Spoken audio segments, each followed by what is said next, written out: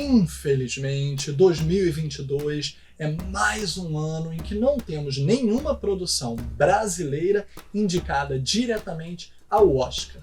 Mas não vamos pensar apenas em prêmios internacionais como legitimadores do sucesso e reconhecimento das nossas obras. Ainda que temos um longo histórico com a Academia de Artes e Ciências Cinematográficas de Hollywood e também muitos prêmios internacionais recentes para nossas obras, que podem não ter levado o Oscar, mas estão conquistando recordes em outros festivais.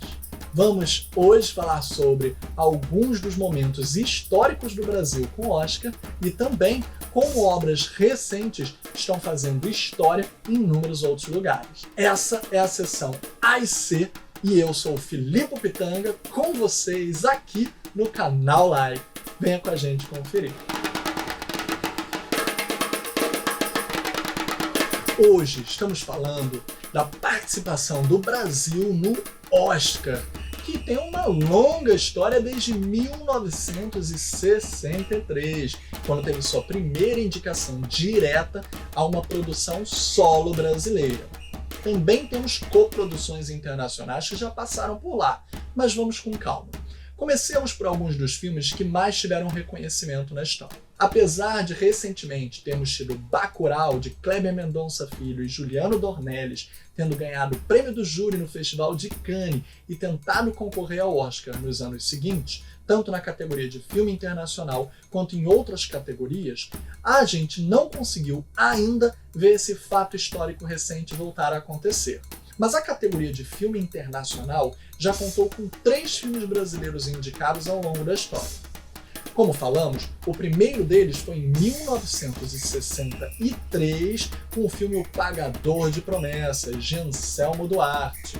Era um filme que já tinha participado do Festival de Cannes e sido a nossa única palma de ouro até hoje, e que quando concorreu na Academia de Artes e Ciências Cinematográficas de Hollywood, estava muito bem cotado, mas infelizmente não levou.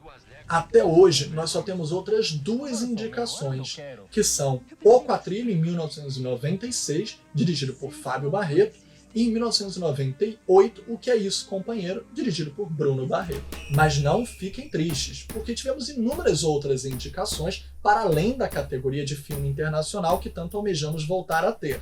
Em 2001, tivemos a indicação na categoria de melhor curta-metragem live action para Uma História de Futebol, de Paulo MacLean. Mas foi em 2004 que tivemos o maior número de indicações de uma só vez, com o filme Cidade de Deus. Já havia tentado no ano anterior ser indicado a melhor filme internacional, quando foi o selecionado pelo Brasil como seu representante para a categoria. Porém, não tendo passado, foi distribuído em território norte-americano, que é uma regrinha para poder concorrer nas outras categorias, e teve um empurrãozinho na época da Miramax, que era comandada pelos irmãos Weinstein.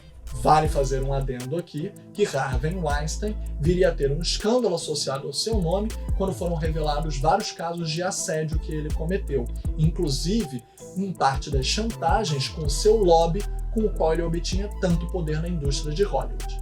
Naquela época, estamos apenas falando de um filme brasileiro que tentou de tudo tentar competir com cachorros grandes de lobby, publicidade, marketing muito maiores do que as nossas tentativas. E, com isso, podemos falar que o esforço de combinação de forças com a Miramax foi uma tentativa contra-hegemônica de a nossa narrativa ser vista pelos norte-americanos. Mas tivemos a honra de concorrer na categoria de direção, com Fernando Meirelles e Katia Lund, na de roteiro adaptado para o Braulio Montavani, para a de montagem com Daniel Rezende e a de fotografia com César Charlone. Não ganhamos as estatuetas, mas as indicações ajudaram e muito na carreira de seus respectivos, principalmente Fernando Meirelles, que abriu uma carreira internacional, com vários filmes com porte de O Jardineiro Fiel, Ensaio sobre a Cegueira e o mais recente, também multi-indicado ao Oscar, Dois Papas.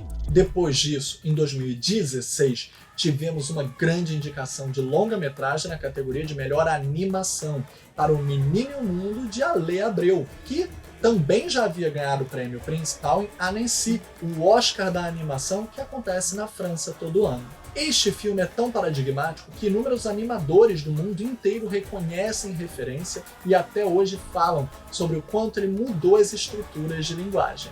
Uma linguagem inovadora, porque apesar de ter diálogos, são uma língua em português invertido que estão ali para ficar ininteligível, não serem compreendidas. E em qualquer lugar do mundo você apenas sentir a imersão da narrativa como qualquer pessoa de qualquer país, em qualquer língua. O filme é quase um documentário, pois fala da realidade, de questões de diferenças de classe e de esperanças e oportunidades diferenciadas a partir de uma metáfora e de um personagem tão encantador como o Menino e o Mundo. Finalmente, em 2020, tivemos Democracia em Vertigem, que é o filme dirigido por Petra Costa, indicado a melhor documentário. Essas representações de produções diretas também tiveram, historicamente falando, outros filmes indicados com coproduções com o Brasil. Alguns exemplos mais notórios podemos citar Orfeu Negro, em 1960, numa coprodução com a França, adaptando um texto de Vinícius de Moraes, e que concorreu e ganhou o Oscar de filme internacional, mas para a França, não para nós. Em 86, O Beijo da Mulher-Aranha, de Hector Babenco, que concorreu também em 4 categorias e levou a de melhor ator para William Hurt. E, em 99, Central do Brasil, que concorreu a melhor filme internacional e melhor atriz para Fernanda Montenegro. Além disso, o diretor de Central do Brasil, Walter Salles, voltaria com uma produção internacional latina, Diários da Motocicleta, e concorreria a 2 Oscars, levando inclusive um deles, o de melhor canção original.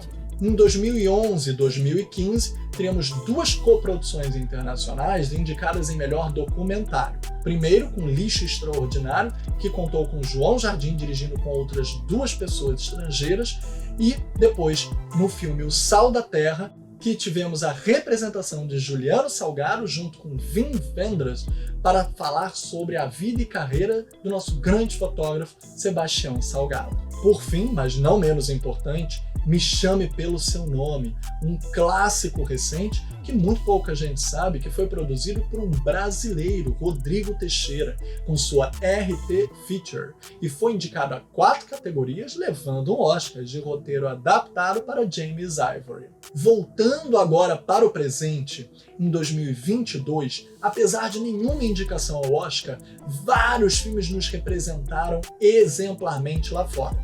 A começar por Marighella, que teve sua estreia internacional em 2019 no Festival de Berlim de forma hors concours, mas aclamado por uma ovação de longos minutos de pé na principal sala de exibição, que é o Berlinale Palaz, o Palácio da Berlinale, e que eu próprio posso dizer a vocês o quanto é prestigioso ter sido exibido lá, pois cubro o Festival de Berlim anualmente. Além disso, o filme ganhou inúmeros outros prêmios e acabou sendo retido a só estrear no Brasil em 2021, no Dia da Consciência Negra, por inúmeras questões de burocracia e de entraves que as políticas atuais não estão colaborando com a cultura e com o nosso reconhecimento internacional lá fora, que deveria ser reproduzido também aqui dentro.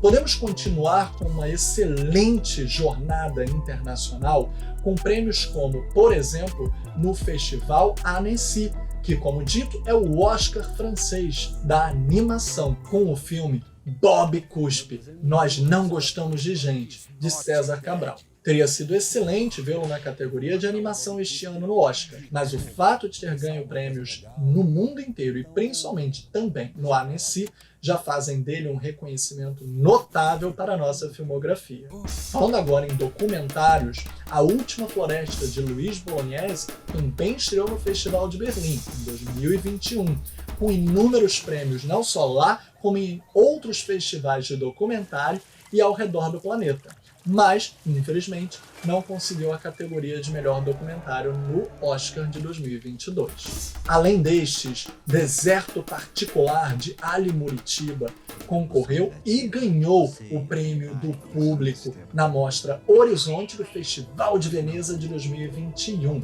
E não só foi o escolhido pelo Brasil para representar o país na categoria de filme internacional de 2022, mesmo não tendo passado na peneira final, mas também poderia ter concorrido em várias outras categorias por sua qualidade inegável e um reconhecimento e identificação de público por todo lugar onde ele passou, mesmo num período de salas fechadas da pandemia. Mas um filme tão encantador e apaixonante que merece a procura e a revisão para que vocês o descubram também.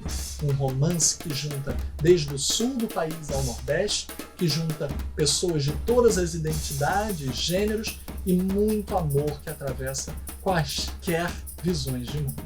Por fim, mais uma parceria do diretor Alexandre Morato e do ator Christian Malheiros, nós tivemos Os Sete Prisioneiros, uma produção internacional com a Netflix e que também concorreu ao prêmio de público no Festival de Veneza na mostra Horizonte, mas ganhou o prêmio Sorriso Diverso e contava com o próprio Rodrigo Santoro, um ator de carreira internacional vindo do nosso cinema brasileiro para poder catapultar a sua grande campanha para o Oscar 2022, que infelizmente não rendeu indicações, mas foi um dos 10 filmes originais da Netflix mais visto no mês de dezembro.